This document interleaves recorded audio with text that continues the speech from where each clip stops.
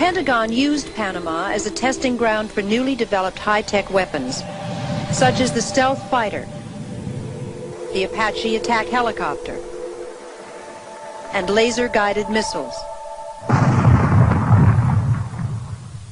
There are also reports that can't be explained, indicating the use of experimental and unknown weaponry. Nosotros tenemos testimonio de personas combatientes que murieron. We have testimony about combatants who died literally melted with their guns as a result of a laser. We know of automobiles that were cut in half by these lasers. I think there's a high probability that there was a use of sophisticated weaponry merely to test it. Ramsey Clark, former U.S. Attorney General, has conducted extensive research into the invasion. The press pool that went down there was managed from the day they arrived. They were only taken to see what the government, what the military wanted them to see, and there has been continuous suppression and denial of the extent of damage which was inflicted during that invasion. Many journalists who tried to investigate on their own were stopped by U.S. troops from entering areas that were attacked. Credentials, please. The U.S. military's control over all of the media was so effective that there is almost no video footage of the first 3 days of the invasion other than what was shot by the military's own camera crews. It's so ironic that the kind of very tight press control that you used to see in Russia under Stalin and under Brezhnev, and which was finally ending under Gorbachev with Glasnost, that we've seen in the United States exactly the opposite phenomenon, a new degree of press control, which we never had in Vietnam. Money dominates politics, and we know it. And through politics, it dominates government, and it dominates the media. We really need desperately to find new ways to hear independent voices and points of view. It's the only way we're going to find the truth. The impact of directed energy on modern-day warfare could be very dramatic. It's a very disruptive technology. And so the country that is able to develop and field these capabilities first will have a distinct advantage on the battlefield. Imagine if you're the commander of a U.S. Navy ship in international waters, and you're being taunted by swarms of boats that are coming at you to try to get you to escalate the conflict. Imagine again if you could flip a switch and stop those boats in their tracks without them being able to come any closer, with nobody getting hurt. That type of scenario is where directed energy could be a game changer. Directed energy is the use of electromagnetic energy such as high-energy lasers, high-powered microwave devices, and laser SATCOM communication terminals.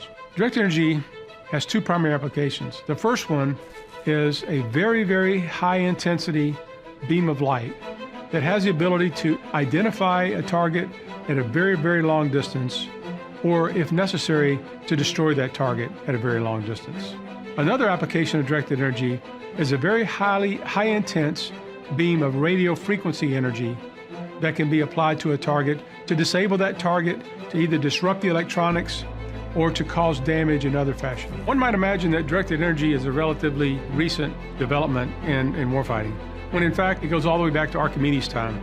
It's reported that Archimedes used mirrors to direct the rays from the sun at approaching enemy ships to try to set their sails on fire.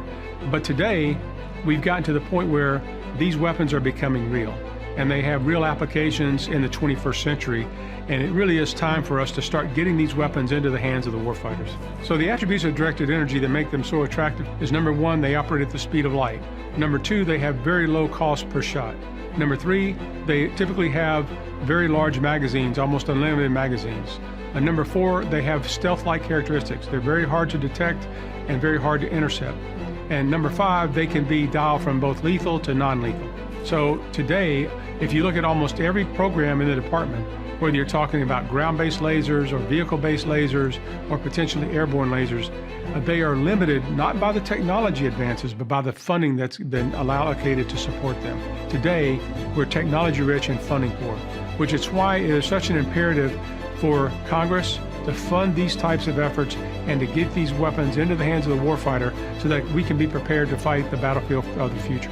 And I think that that's what really excites me, is being able to make an impact, to have an impact on the future of warfare, and to do that in a manner that makes me very proud of being a part of that entire effort.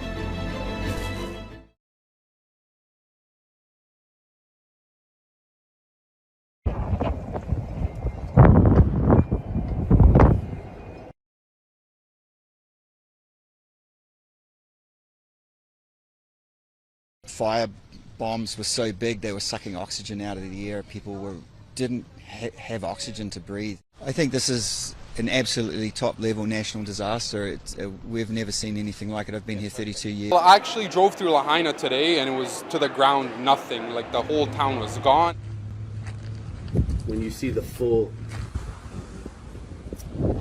extent of the destruction of Lahaina, it will shock you.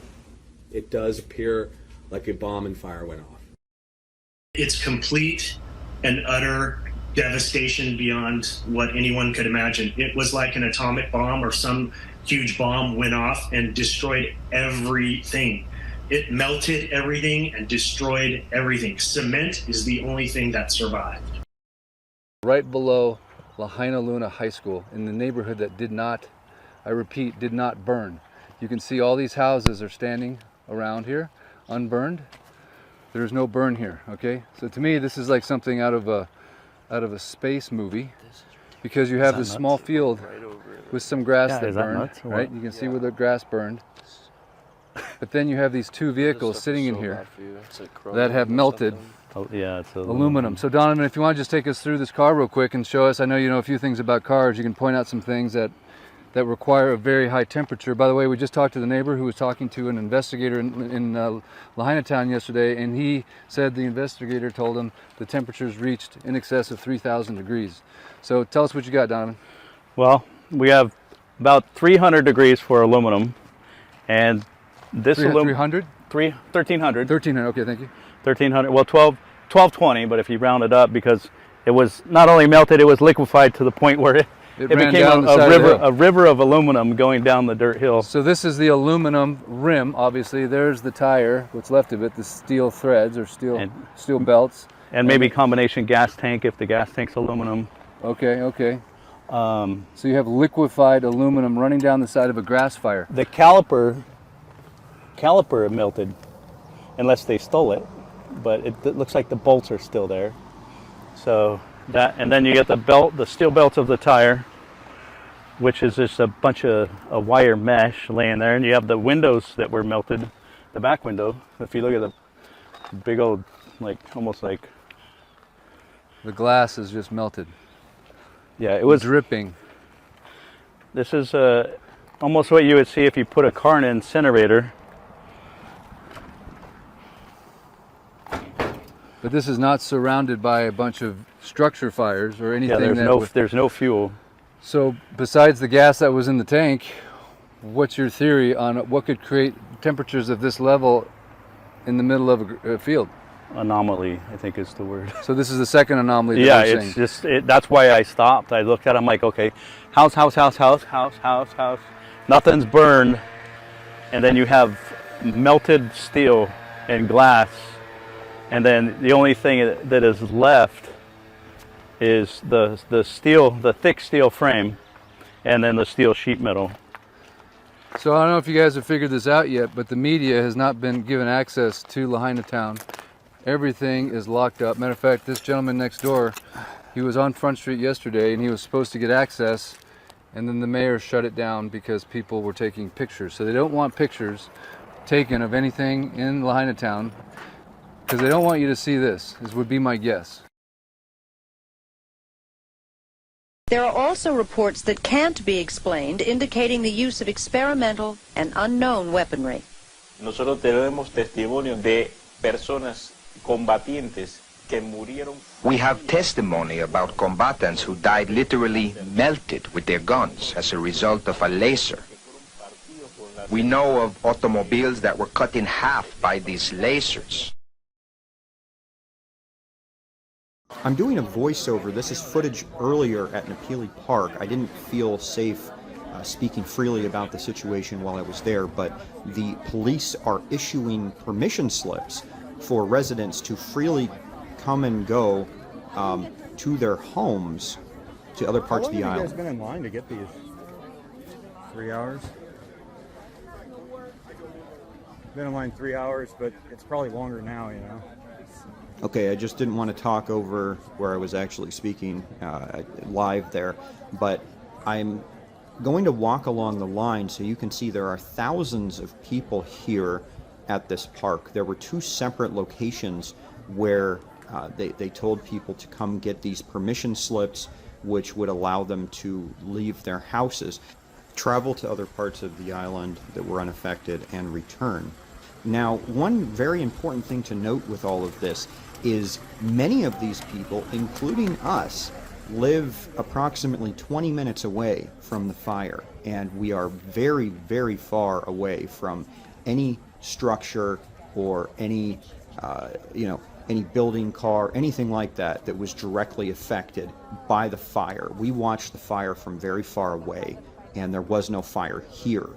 Another important thing to note is the power is now back on. At the time, at least where we live, the power is back on at the time that I'm making this video, but we do not have communication, and we have some other issues still.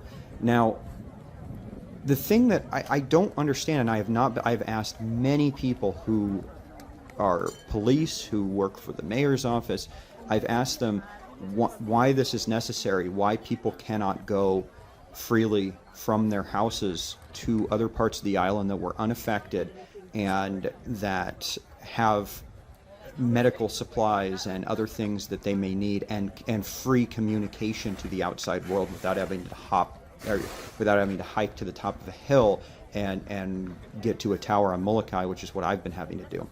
And nobody's been able to tell me why this is necessary, what the safety concern is with people who live here leaving their houses and returning.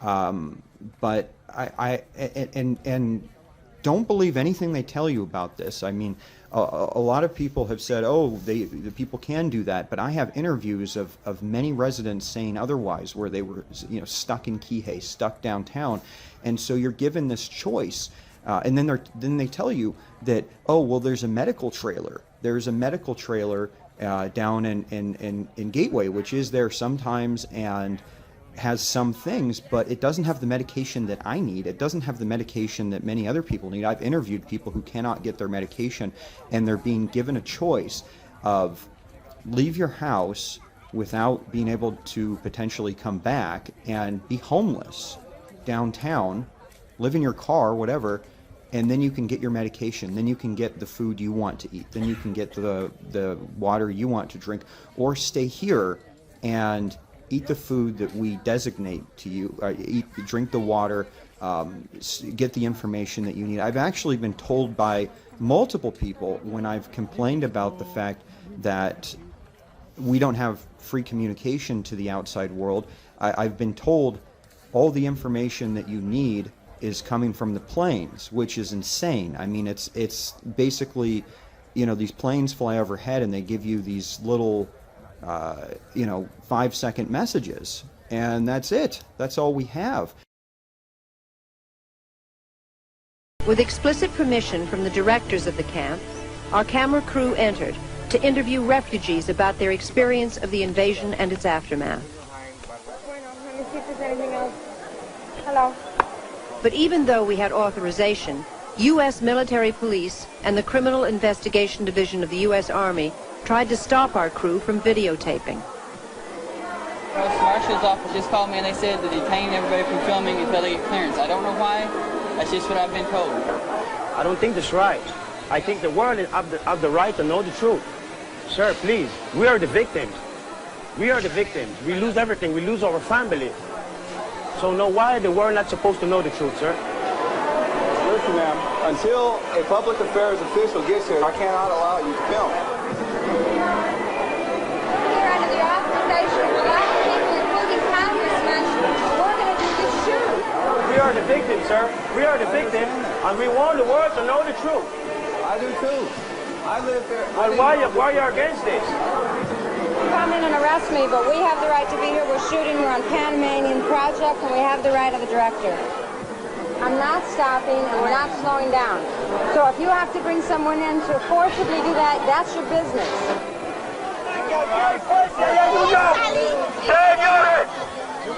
Why do they want to throw out the reporters? They came to talk to us.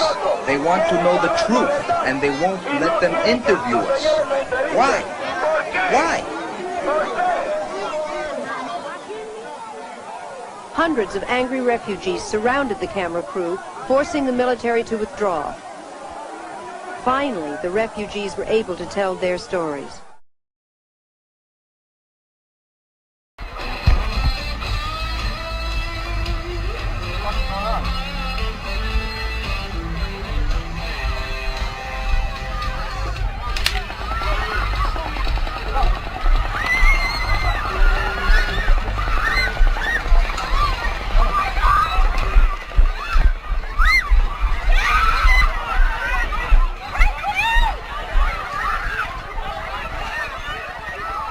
At 10:06 and 53 seconds, the second volley begins. Get down.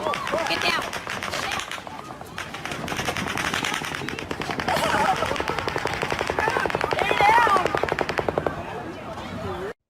At 10:07 and 21 seconds, the third volley of automatic gunfire begins. It was at this time another witness at the event, Joe Napoli, stated he tried to escape east toward the parking lot, but like many witnesses stated before, the shots there sounded even closer, and people on the other side of the fence were screaming for him to turn back because there was a gunman on that side as well. People didn't just see someone with a gun in the parking lot that could have been mistaken for an officer either. They actually saw someone firing toward the crowd. He eventually flees north out of the venue, passing bodies in the street there, and like many others saw dozens of shell casings scattered near Tropicana, near that black circle at the top. And yes, gunmen were spotted multiple times by multiple witnesses at Tropicana throughout the night where these casings were found. The closer shots he heard coming from the parking lot near Gate 7 will later be confirmed over the police scanner. That second black circle, near Giles and Alibaba, is not only where casualties were found, but where police would find several live rounds and a loaded magazine in the street. This is probably the time to mention that broken pieces of a firearm mag and 4 cartridges were also found on Gate 2 on the opposite side of the venue.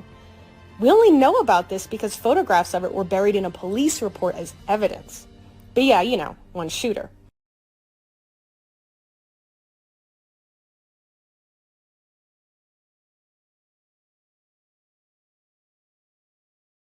Let me answer it like this. There is going to be a very detailed long after action. It might be the longest after action that's ever been. Every data point is going to be scrubbed and looked at and meticulously gone through. It's imperative for Congress to fund these types of efforts and to get these weapons into the hands of the warfighter so that we can be prepared to fight the battlefield of the future. And I think that that's what really excites me, is being able to make an impact, to have an impact on the future of warfare, and to do that in a manner that makes me very proud of being a part of that entire effort.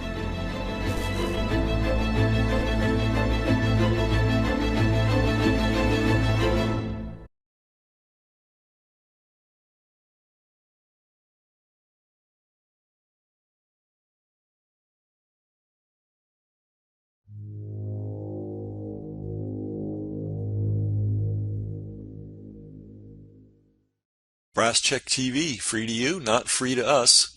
We've got a server bill, we've got an email software bill, we've got a tech helper bill, and that happens every month. So to everybody that is supporting us financially, that's paying for their subscription in one way or another, we really appreciate it. If you're not, consider doing so. Everybody's got money for the newspaper and the cable bill and all that. Do you have money for media that's actually serving you? That's really the issue here. And when you help us, it allows us to get this information out to the world. So thanks to all our supporters, and if you're not a supporter already, please consider becoming one.